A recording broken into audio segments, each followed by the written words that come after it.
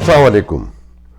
آفاق فاروقی ایک بار نئے پروگرام کے ساتھ. اس وقت صبح کے یہاں 5 بج رہے ہیں وینسڈے کی, تو رات بھر نیند نہیں آئی. میں سوچا ابھی پروگرام کر کے سو جاتے ہیں, اگر اس کے بعد کوئی بڑی اپڈیٹ ہو گئی تو معذرت خواہ ہوں.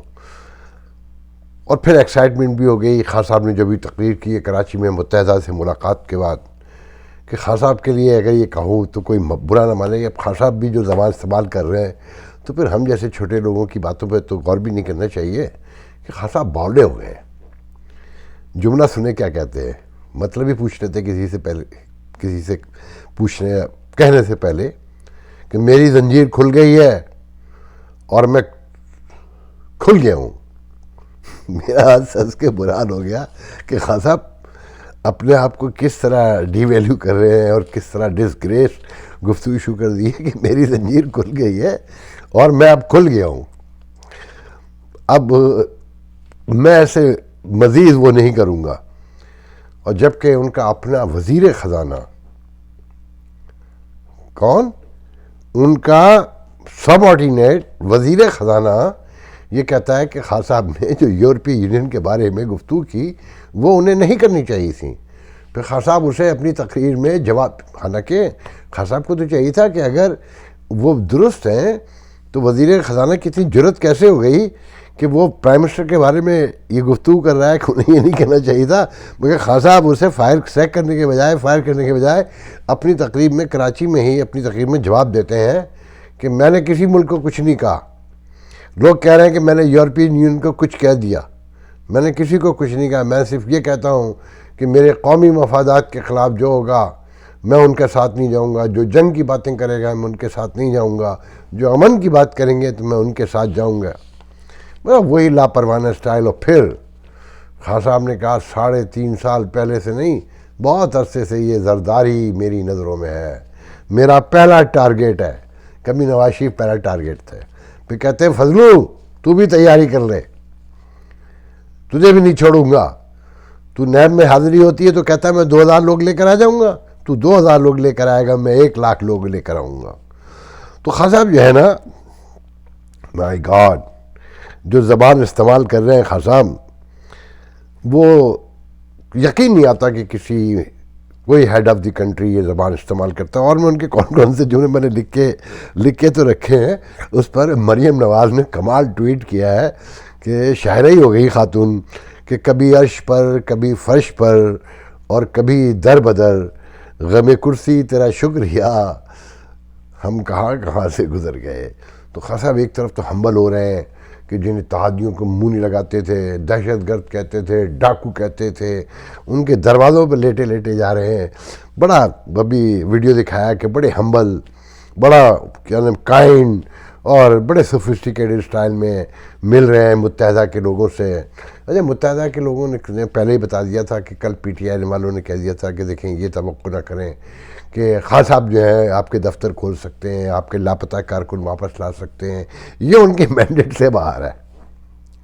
اندازہ ہوا آپ کو کچھ کہ اس ملک میں ایک پیرلل حکومت ہے جو اصل فیصلے کرتی ہے, جو آج کل نیوٹرل کہلاتی ہے, پوری قوم کو دست و گریباں کر کے اور زنجیریں پڑے ہوئے, جن کی زنجیریں کھل چکی ہیں, انہیں ہیڈ آف دی کنٹری بنا کر بٹھانے کے بعد اب وہ نیوٹرل ہو گئے ہیں. مگر غور سے دیکھیں کہ یہ کیوں کہا پی ٹی آئی والوں نے کہ اگر خان صاحب وہ دفتر اپنی طاقت استعمال کر کے کھلوا بھی دیں تو وہ نیوٹرلزم ختم ہو جائے گا, لوگوں کو پتہ چل جائے گا نیوٹرل نہیں ہے. مگر حیدرآباد میں ایم کے ایم کا ایک دفتر, زونل دفتر کھولا گیا ہے, مگر کراچی میں کوئی نہیں کھولا گیا, اور انہوں نے بھی کہیں کوئی اظہار نہیں کیا. اور ساتھ میں ملاقات 10-15 منٹ کی ٹوٹل ملاقات ہے. بعد میں آفاق احمد اور ان کے لوگوں نے پریس کانفرنس کی ہے اور کہا کہ جناب ہم حمایتی ہیں, ہم اتحادی ہیں حکومت کے, مگر ہمارے آپشن کھلے ہیں. اور خالد مقبول صدیقی نے تو کمال جملہ کہا کہ اعتماد کو تو چھوڑیں, ہمیں اس نظام پر ہی اعتبار نہیں ہے, اس پہ ہی اعتماد نہیں. اور یہ بات درست ہے کہ اس نظام پر کس سے اعتبار ہے. اگر یہ تحریک کامیاب ہو گئی بقول خان صاحب کے کہ اگر یہ تحریک اعتماد کا ووٹ لے لوں پھر میں تمہیں بتاؤں گا. آپ دھمکیاں یہ ہیڈ آف دی, مطلب جیسے گلی میں 2 گنڈا فورس نہیں لڑ رہے ہوتے ہیں، تو ایک بڑا گنڈا یہ کہتا ہے کہ تو اس طرف آ جا، میرے اس پہ چڑھ جا، پھر میں تجھے بتاؤں گا. تو خان صاحب جیسے ایک چھوٹے سے قبضہ گروپ، مافیا، بلکہ ٹچا کہنا چاہیے، جو بڑے بدماش ہوتے ہیں وہ بھی اس طرح کی لینگویج استعمال نہیں کرتے. ٹچا لینگویج ہے یہ کہ میں تجھے چھوڑوں گا نہیں، میں تجھ سے نبٹ لوں گا. اور پھر یہ کہنا کہ زرداری تجھے خدا کا واسطہ اپنے بیٹے کو اردو سکھا لے، 2 سال میں تو گورا انگریز بھی اردو سیکھ لیتا ہے، تیرے بیٹے کو تو 15 سال ہو گئے نہیں سیکھ سکا، کیونکہ تو اپنے بیٹے کو سامنے لاتا ہی نہیں ہے. انہیں ملانا تو لوگ دیکھیں کہ وہ کتنی اردو بولتے ہیں، لوگوں کے بچوں پہ حملے کرتے ہیں. ہاں سب غلط ہیں یہ، مگر حملے کون کر رہا ہے؟ جن کے اپنے بچے، کوئی چیز اس ملک میں نہیں ہے اب. ہاں خاتون خانہ جو نئی لائے ہیں ان کے 5 بچے ہیں ایسٹس کے طور پہ. دیکھیں مجھے پتہ ہے بہت سے لوگ برا مانیں گے آج میری لینگویج پہ، مجھے بھی اچھا نہیں لگ رہا، مگر یہ زبان دی جا رہی ہے. اس کی وجہ یہ ہے کہ مجھ جیسے لوگ جا کے دیکھ لیں پرانے ویڈیو 3 سال پہلے کے، تحریریں دیکھ لیں. پہلے کہہ دیا تھا کہ یہ آدمی عذاب بنے گا، کوئی نہیں سنتا تھا ہم جیسوں کی.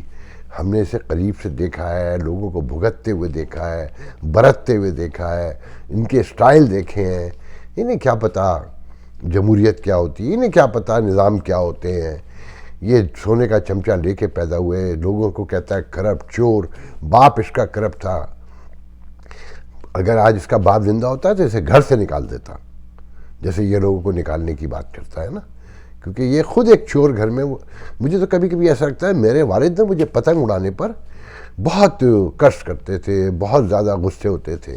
تو جب میں نے ڈگ آؤٹ کیا کہ یہ پتنگ اڑانے پہ اتنا زیادہ کیوں ہائپر ہو جاتے ہیں، تو پتہ چلا کہ ان کی ایجوکیشن میں ایک ہرڈل بہت بڑی رہ گئی.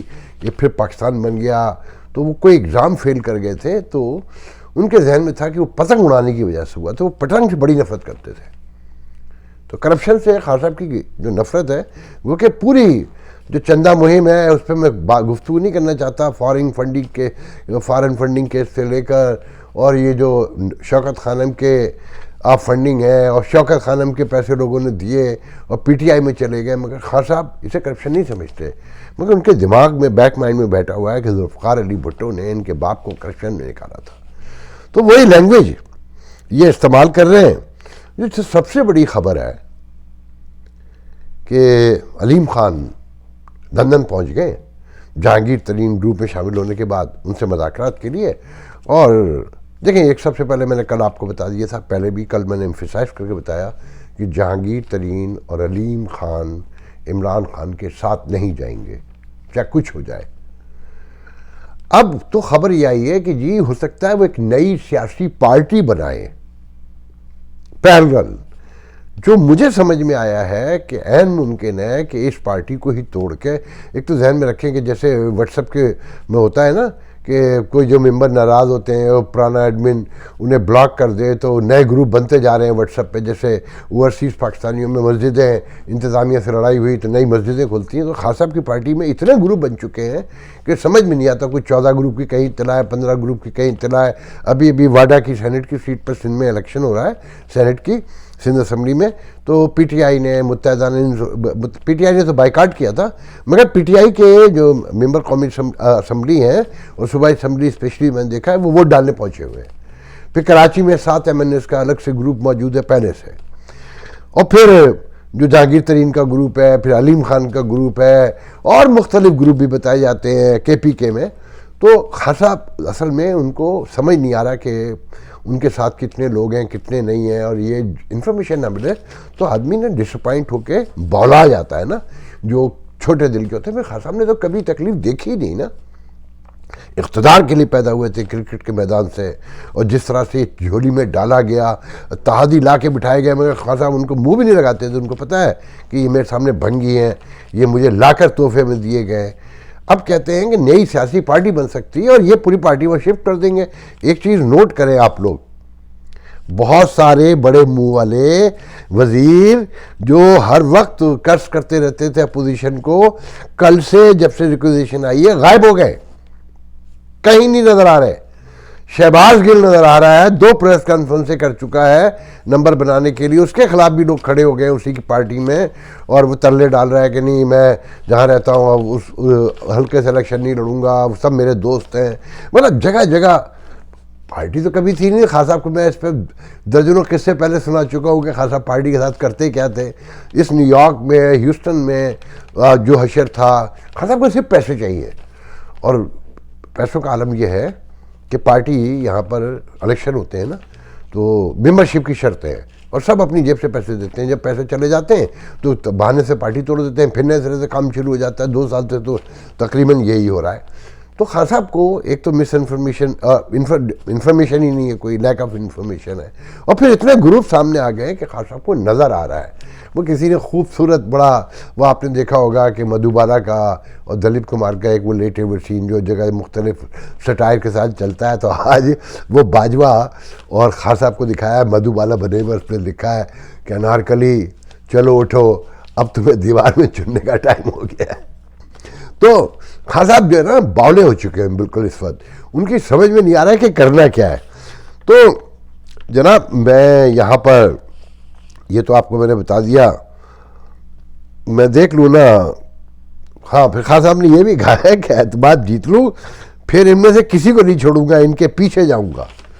خان صاحب اور کی طرح پیچھے جائیں گے، ایک ایک کو تو جیل میں ڈال چکے، کسی پہ ڈرگ ڈلوا دی، کسی کو کچھ کروا دیا. شہباز شریف 2 دفعہ پکڑا جا چکا، خاقان عباسی کو بھی اندر کر دیا، حنیف عباسی کا آج تک پتہ ہی نہیں ہے وہ بیچارہ کہاں ہے. مطلب کوئی 1-2 مثالیں ہوں تو دی جائیں آپ، مگر خان صاحب یہ ذہن میں رکھیں قوم آپ کے خلاف متحد ہو چکی ہے. بہت تھوڑے سے جنونی جو یوتھیے کہلاتے ہیں نا وہ رہ گئے آپ کے ساتھ، مگر اب بظاہر نظر کوئی نہیں آ رہا. اور آپ کی زبان نے جو کارنامے سر انجام اس وقت دیے، لوگ ہنس ہنس کے بے خود ہو رہے ہیں، اور سنجیدہ لوگ ہنسنے کے بعد روتے ہیں کہ یہ نیوٹرل نے ہمارے ساتھ کیا کیا، ہمیں کہاں لے جا کے کھڑا کر دیا. یہ آدمی اگر خدا نہ خواستہ تحریک عدم اعتماد ناکام ہو جاتی ہے، اور ان کا نیوٹرلز کا کوئی پتہ تھوڑی ہے کہ یہ آنے والے دنوں میں کیا فیصلہ کریں گے، کیونکہ ایک ڈر ہے. اسلام آباد میں بڑی افواہیں ہیں کہ اگر خان صاحب کو یہ یقین ہو گیا کہ تحریک عدم اعتماد کامیاب ہونے جا رہی ہے تو باجوہ کو سیک کر سکتے ہیں. یہ تو نظر آ جائے گا نا خان صاحب کو، ایک مس ایڈونچر ایسا کر سکتے ہیں کہ پورا کرائسس کھڑا ہو جائے. کیونکہ دیکھیں مارچ میں آرمی چیف جو نیا جب وقت آتا ہے تو آرمی چیف لگنے کی کہانی شروع ہو جاتی ہے، نام آنے لگتے ہیں. مگر کل خان صاحب سے جب پوچھا گیا تو کہنے نومبر ابھی بڑا دور ہے، دیکھیں گے جب وقت آئے گا. تو خان صاحب کو ترک کا پتہ ہاتھ پہ رکھا ہوا نا خان صاحب نے. جو خان صاحب کی اپنی پارٹی میں گروپ بندی ہوئی ہے، اب تو ایسا لگتا ہے کہ قاف لیگ بھی ٹوٹ جائے گی. کل اچانک چودھری شجاعت حسین اتنے شدید بیمار مولانا فضل الرحمان کے گھر پہنچ گئے. پھر اسی کے پیرلل ایک خبر آتی ہے کہ طارق بشیر چیمہ جو وزیر بھی ہیں وہ عمران خان صاحب سے ملے، اور انہوں نے کہا کہ دیکھیں آپ کے گروپ بندی ہو رہی ہے آپ کی پارٹی میں، اگر آپ کی پارٹی سے 10-12 بندے ٹوٹے تو پھر ہم بھی مجبور ہوں گے ووٹ دینے پہ. اور کہنے والے یہ کہتے ہیں کہ باپ پارٹی جو ہے اس میں لوگ ٹوٹ گئے ہیں، بندے پہنچ گئے ہیں اسلام آباد. اور وہ اللہ یار رین جو ہیں، جو ان کے مشیر بھی تھے وزیر اعظم کے، جو کبھی زرداری کے بڑے دوست ہوتے تھے، وہ بھی استعفیٰ دے چکے پی ٹی آئی سے، اور انہوں نے بڑے الزامات لگائے. پھر جام کمال جو سابق وزیر اعظم بلوچستان ہے، ابھی ریسنٹلی انہیں خان صاحب نے مینوپولیشن کر کے ہٹوایا، وہ بھی خلاف ہو چکے ہیں. ان کے ساتھ بھی یقیناً لوگ ہوں گے. اور ایم کے ایم کے بارے میں بھی ایم کے ایم کے کچھ ذرائع کہتے ہیں کہ پہلے میں نے ہی آپ کو بتایا تھا کہ 60% کہا جاتا ہے کہ ووٹ جو ہے نا جائے گا تحریک عدم اعتماد کے حق میں. مگر پیپلز پارٹی سے جو معاملات ہیں خراب ہیں، جو کراچی کا حال ہے، وہ اس پہ کوئی دو رائے بھی نہیں ہے کہ اس میں ایم کے ایم حق بجانب ہے. مگر یہ یقین رکھا جائے، یہ سب کو پتہ ہے کہ اگلا الیکشن جو 1 سال کے بعد ہونا ہے، ایم کے ایم نے پیپلز پارٹی کے خلاف نہیں لڑنا ہے، پی ٹی آئی کے خلاف لڑنا ہے. تو یہ کیسے ہو سکتا ہے کہ شام تک بیٹھ کے کھانے کھا رہے ہوں اور صبح کو پھر جناب جو ہے نا ان کے خلاف تقریریں کریں گے، ووٹ لیں گے؟ ایسا نہیں ہو سکتا. تو اب یہ بتایا جا رہا ہے کہ یہ دیکھا جا رہا ہے کہ قافلی کہاں جائے گی، خان صاحب کے کتنے پارٹی کے دھرے ٹوٹیں گے. اس کے بعد ایم کے ایم بھی ووٹ تحریک عدم اعتماد کے نو کانفیڈنس کا ووٹ دے گی، خان صاحب کے خلاف دے گی. تو اس سچویشن میں جو گروپ بندی نظر آ رہی ہے، اور پھر جو کانفیڈنس ہے، آپ دیکھیں نا جو کانفیڈنس ہے اپوزیشن کا، کہ وہ کچھ بتا کے نہیں دے رہے ہیں، کہ صرف 3-4 بڑوں کو پتہ ہے کہ نواز شریف زرداری اور مولانا فضل الرحمان، ہو سکتا ہے شہباز شریف کو بھی پتہ ہو، اور ہو سکتا ہے حسن اقبال کو پتہ ہو، یا ہو سکتا ہے کہ ادھر رضا ربانی کو پتہ ہو اور یوسف رضا گیلانی کو پتہ ہو، مگر اس سے زیادہ لوگوں کو نہیں پتہ ہے کہ اصل اسٹریٹجی کیا ہے، کون کون لوگ ٹوٹ چکے ہیں، ان کا کانفیڈنس بتاتا ہے۔ دیکھیں اگر نیوٹرل امپائر جو بظاہر نیوٹرل نظر آ رہا ہے، مگر ان کے ٹرولر جو ان کے ادارے کے ہیں، ریٹائرڈ فوجی ہیں، وہ عمران خان کے حل میں مسلسل پوسٹیں لگا رہے ہیں اور اپوزیشن کو گندا کر رہے ہیں، مگر بظاہر ایسا لگتا ہے کہ اپوزیشن جیت جائے گی۔ جیتنے کے بعد کیا ہوگا؟